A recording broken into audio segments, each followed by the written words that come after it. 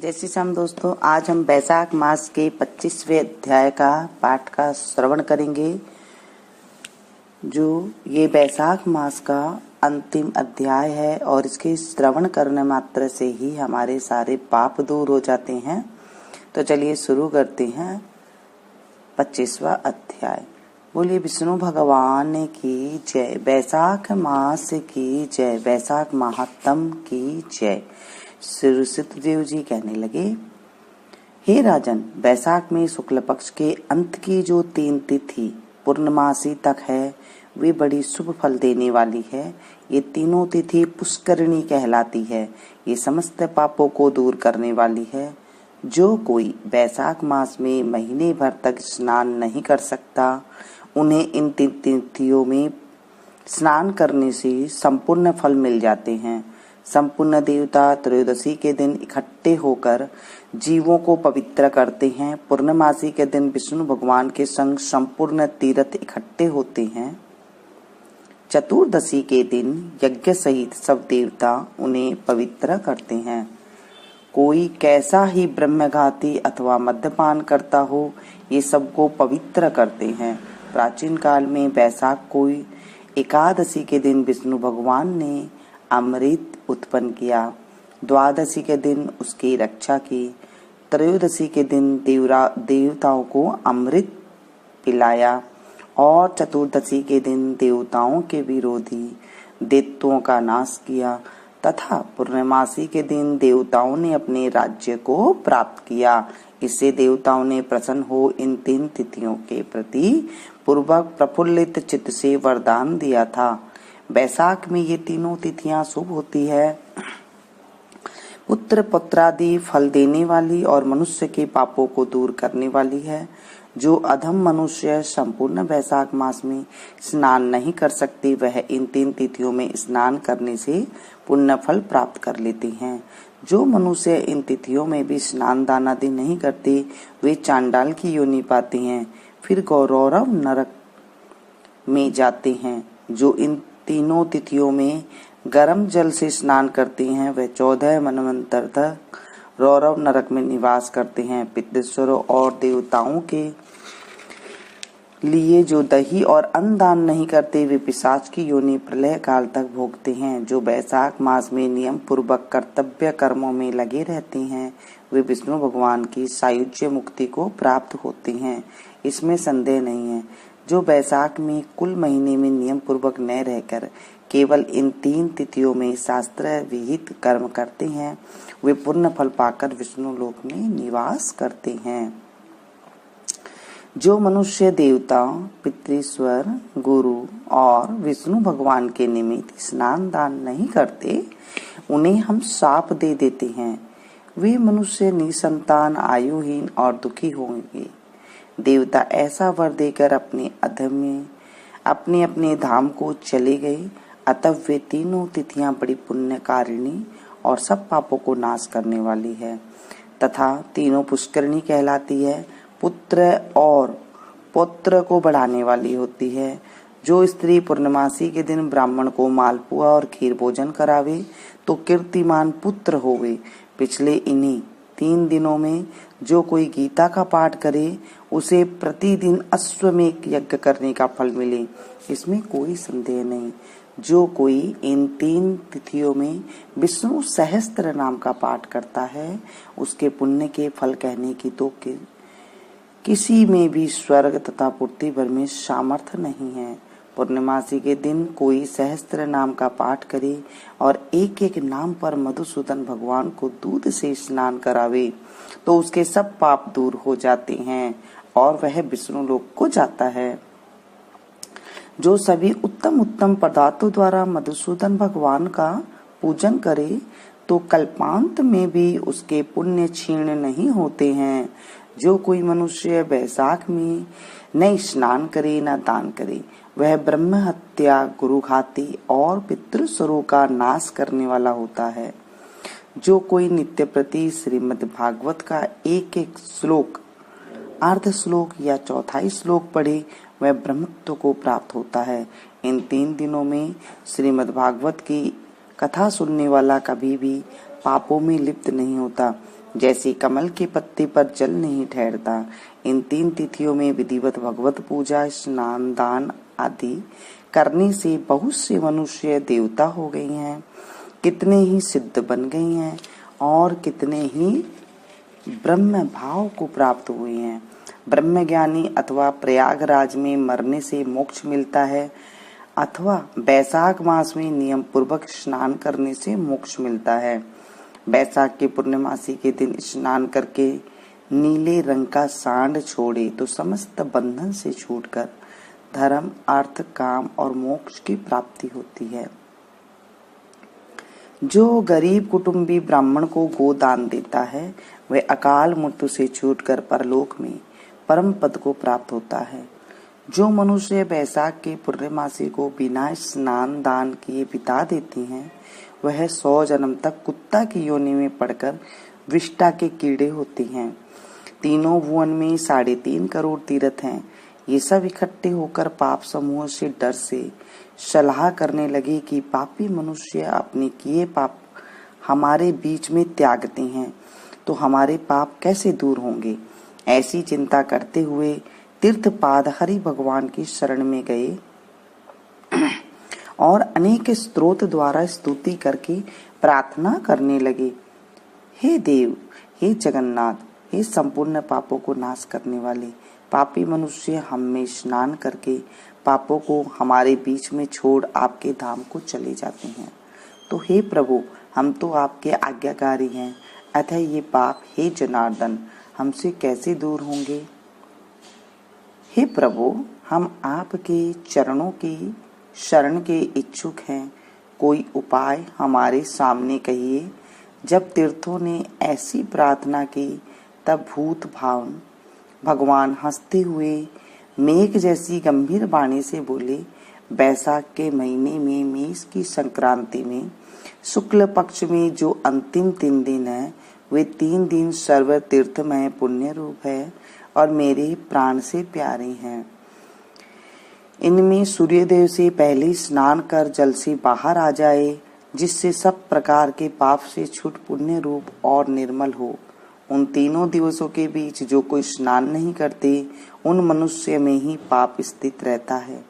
जो पाप तुम्हारे बीच में उनसे निकलकर इकट्ठे हुए हैं, जो मनुष्य इस प्रकार तुम्हारे बीच में पाप छोड़ गए हैं वह उनमें रहते हैं। ऐसा तीर्थपाद विष्णु भगवान के ने तीर्थ को वरदान दिया और ऐसी आज्ञा दी, योग बल से वहीं अंतर्ध्यान हो गए और सब तीर्थ अपने अपने धाम को चले गए। प्रतिवर्ष बैसाख के महीने में पिछले 3 दिन में सब अपनी अपने पापों को छोड़ निर्मल होते हैं। जो बैसाख के पिछले 3 दिनों में स्नान नहीं करते उन्हीं के ऊपर सब मनुष्य के पाप आकर के ठहर जाते हैं। इस प्रकार स्नान न करने वाले मनुष्य को तीर्थ शाप देते हैं।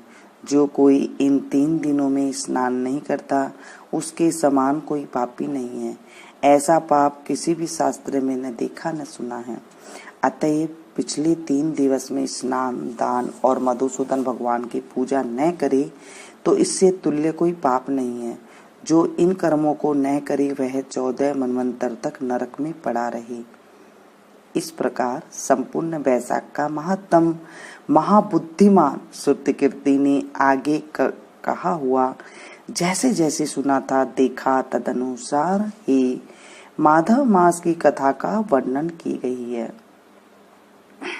इस महात्म को पूरी रीति से वर्णन करने की सामर्थ्य तो ब्रह्मा की भी नहीं है। पहले कैलाश के शिखर पर बैठकर पार्वती जी ने महादेव जी से पूछा, तब महादेव जी 100 वर्ष तक यही कथा कहते रहे तो भी पूरी न हुई। तब असमर्थ हो चुप हो गए। विष्णु भगवान जगन्नाथ श्री नारायण के बिना कोई भी बैसाख मास का वर्णन पूर्णतः नहीं कर सकता है। पहले सब ऋषियों ने मनुष्य की हित कामना से थोड़ा थोड़ा बैसाख महात्म वर्णन किया है, परंतु हे राजन, किसी ने अंत नहीं पाया। असमर्थ होकर सब बैठे रहे। तू बैसाख मास में दानादि सत्कर्म कर, इनसे निश्चय ही मुक्ति मिलेगी। ऐसा मिथिलापति राजा जनक को समझाकर सुतदेव जी राजा से पूछकर जाने का विचार करने लगा। तो राजा को एक साथ आह्लाद उत्पन्न हो गया, नेत्रों से जल टपकने लगा। तब उत्सव करने में प्रवृत्त हुआ और अपनी बुद्धि के लिए सुतदेव जी को पालकी में बैठाकर ग्राम की प्रदक्षिणा कर चतुरंगनी सेना को संग भेजा और पीछे पीछे स्वयं चला। फिर अंतपुर में ले जाकर वस्त्र, आभूषण, गो, पृथ्वी, तिल, सुवर्ण आदि सब प्रकार के वैभव आगे रख नमस्कार कर हाथ जोड़ सन्मुख खड़ा हो गया। तब महातेजस्वी महायशस्वी सुतदेव जी अत्यंत संतुष्ट हो प्रसन्नता पूर्वक अपने धाम को चले गए।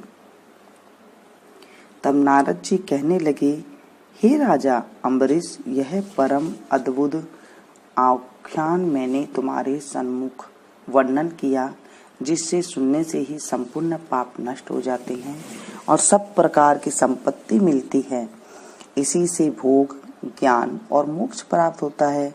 नारद जी के ऐसे वचन सुन महायशस्वी राजा अम्बरीश मन ही मन ऐसा प्रसन्न हुआ कि बाहर से सब व्यापार छोड़ दिए और दंड की तरह पृथ्वी पर गिर सिर से प्रणाम करने लगा तथा सब प्रकार के ऐश्वर्यमान पदार्थों से नारद जी की पूजा की। फिर भगवान नारद मुनि ने राजा से पूछकर अन्य लोग चले गए, क्योंकि साप के मारे एक जगह नहीं रह सकते थे। राजर्षि अम्बरीश भी नारद जी के कथानुसार शुभ धर्मों का आचरण करते हुए निर्गुण भगवान में लीन हो गए। सुत जी बोले, जो कोई इस पाप के नाश करता और पुण्य बढ़ाने वाले परम अद्भुत आख्यान को सुनता अथवा पाठ करता है, वह परम गति को प्राप्त होता है तथा जिसके घर में हाथ की लिखी पुस्तक है, उसके तो हाथ में ही मुक्ति है, सुनने की भी आवश्यकता नहीं होती। बोलिए विष्णु भगवान की जय। बैसाख मास की जय। बैसाख महत्तम की जय। ये हम लोगों ने पूरे बैसाख के महत्तम का पाठ किया। इसका आप लोगों ने पुण्य सुना कि हमें जो है पाप की नाश होती है और संपत्ति की हमें प्राप्ति होती है। इतना ये सुख देने वाला कथा हम लोगों ने कही। अगर आप स्नान नहीं कर सकते हैं, सिर्फ आप ये कथा को ही सुन ले, तो ही आपको बहुत ज्यादा पुण्य की प्राप्ति होती है। चलिए आज हम आरती भी कर लेते हैं और कुछ भगवान का जो है भजन भी कर लेते हैं। तो भजन इस प्रकार है। नमो भगवते वासुदेवाय, नमो भगवते वासुदेवाय, नमो भगवते वासुदेवाय, नमो भगवते वासुदेवाय, नमो भगवते वासुदेवाय। जय जगदीश हरे, ओ स्वामी जय दीनानाथ हरे, भक्ति जनों के संकट क्षण में दूर करे। जय श्री जय जगदीश हरे, जो ध्यावे फल पावे, दुख बिन से मन का, ओ स्वामी दुख बिन से मन का, सुख संपत्ति घर आवे, कष्ट मिटे तन का। जय जगदीश हरे, मात पिता तुम मेरे, शरण गहूँ मैं किसकी, स्वामी शरण गहूँ मैं किसकी, तुम्हें बिन और न दूजा, आस करूँ मैं जिसकी। जय जगदीश हरे, तुम पूर्ण परमात्मा, तुम अंतर्यामी, ओ स्वामी आप अंतर्यामी, पार ब्रह्म परमेश्वर तुम सबके स्वामी। जय जगदीश हरे, तुम करुणा के सागर, तुम पालन करता, ओ स्वामी आप पालन करता, मैं मूरख कल कामी, मैं सेवक तुम स्वामी, कृपा करो भरता। जय जगदीश हरे, तुम हो एक अगोचर, सबके प्राणपति, स्वामी सबके दयापति, कि सबिध मिलूं दया मैं, तुमको मैं कुमति। जय जगदीश हरे, दीन बंधु दुख हरता, ठाकुर तुम मेरे, स्वामी रक्षक तुम मेरे, अपने हाथ उठाओ द्वार प्रणाम तेरे, जय जगदीश हरे, विषय विकार मिटा, पाप हरो देवा, स्वामी कष्ट हरो देव, सरदा भक्ति बढ़ाओ, संतन की सेवा, जय जगदीश हरे, श्री जगदीश की आरती जो कोई नर गावे, स्वामी प्रेम सहित गावे, कहते शिवानंद स्वामी, सुख संपत्ति घर आवे, जय जगदीश हरे, जय जगदीश हरे, ओ स्वामी जय दीनानाथ हरे, भक्त जनों के संकट क्षण में दूर कर, जय जगदीश हरे। जय विष्णु भगवान की जय, बैसाख मास की जय, बैसाख मातम की जय।